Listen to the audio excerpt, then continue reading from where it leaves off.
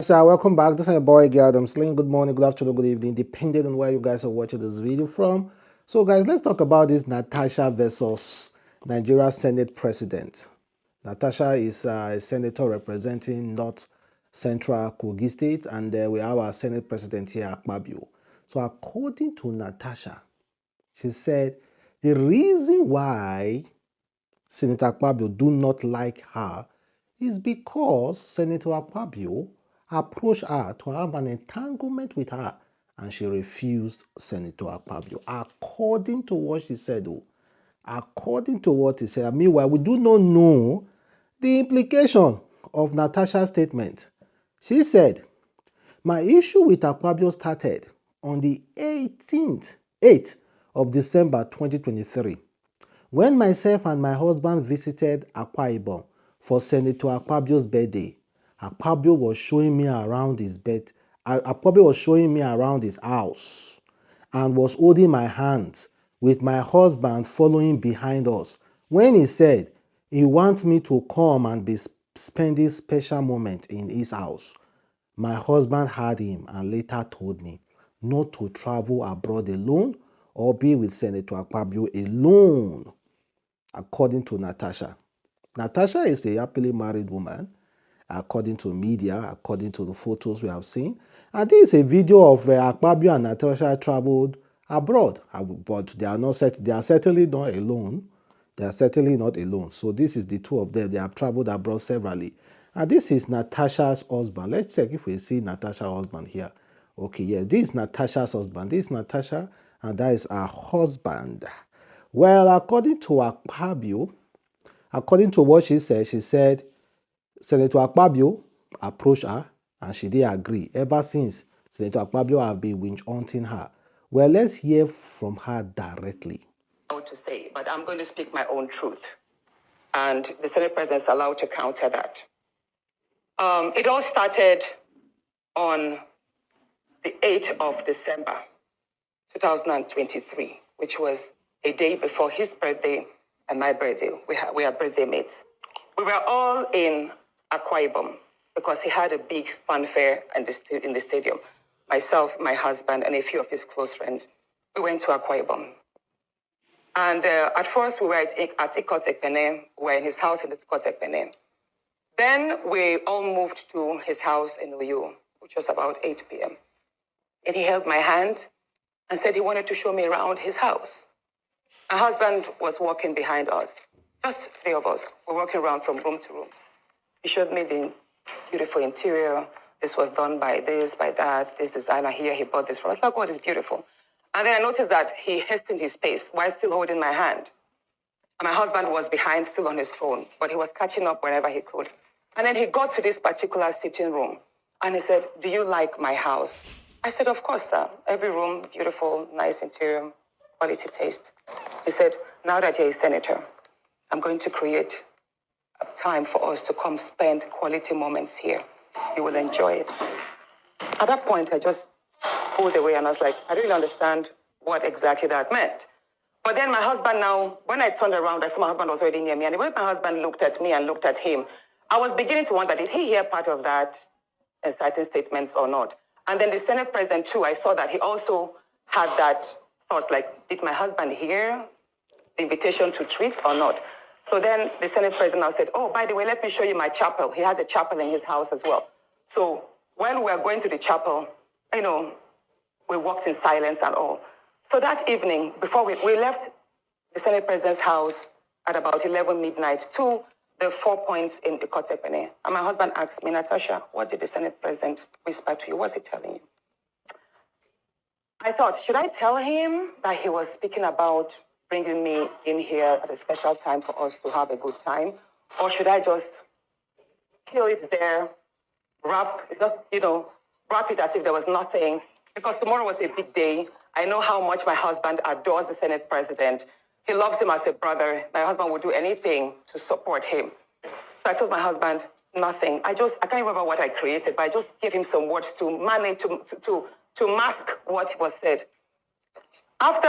When we laid in bed, I looked to my right and my husband wrapped his arms around me and he said, my love, you can't tell me anything. what did the Senate president tell you? Again, I was like, don't you believe me? I said, nothing. Nothing. Moreover, it's my birthday in a few minutes. Let's just be happy.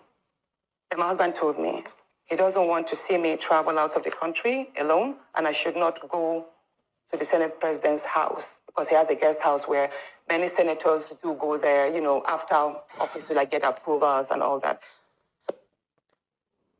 Why you dey hide that from your husband in the first place? Is it that if to say your husband don't hear one or two things go happen? I'm just saying, though, I'm not accusing her of anything, though. But if you listen to that statement anyway, it seems like if her husband don't hear maybe things go see happen now. You understand? But then again, that's not the main focus here. The main focus here, how will this news now, how will it affect Senator Akpabio?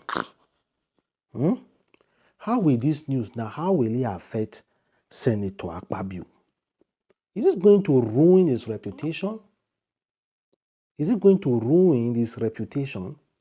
So how will the news affect, because they have been seen with each other. They have been seen with each other severally. That is Natasha and that is her husband, that is Senator Akpabio. Understand? And meanwhile, Senator Akpabio's wife have spoken. According to Senator Akpabio's wife, she said, see, my husband did this, my husband did this, my husband did do this, all those kind of talk. Well, let's listen to Senator Akpabio's wife. There is a video. There's a video of her speaking on what actually happened. So on the defending her husband. Then you should know, if Senator Akpabio's wife is coming out to defend her husband, you should know this matter is beyond what you and I just think. Can Akpabio sweep this under the carpet? Can Akpabio survive this?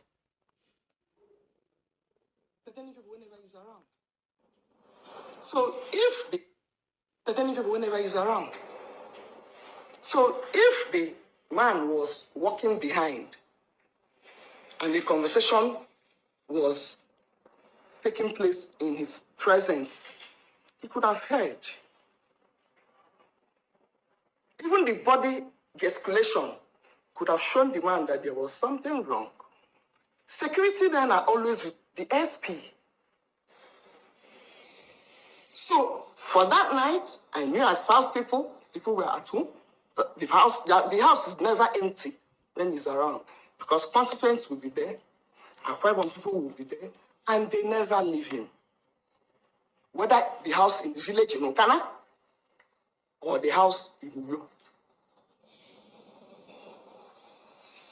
And there's no way a man that is as disciplined as that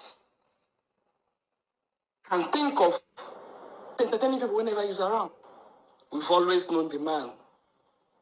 They were very good friends, or they are still very good friends. So I really don't understand where this is coming from. And I believe that for somebody to go and make such an allegation, there must be a discussion at home. There must have been a sanction or an approval. Oh, you're going to say this, go ahead and say it. And if the approval has come from the husband, our friend, I believe that he would have spoken to me because we are close. He's close to my husband. But if he didn't give her the approval to go on air and make, we've always known the man. Okay, guys, that is Senator Akpabio's wife, and let's see what will happen. But guys, do you think Senator Akpabio will survive this kind of thing?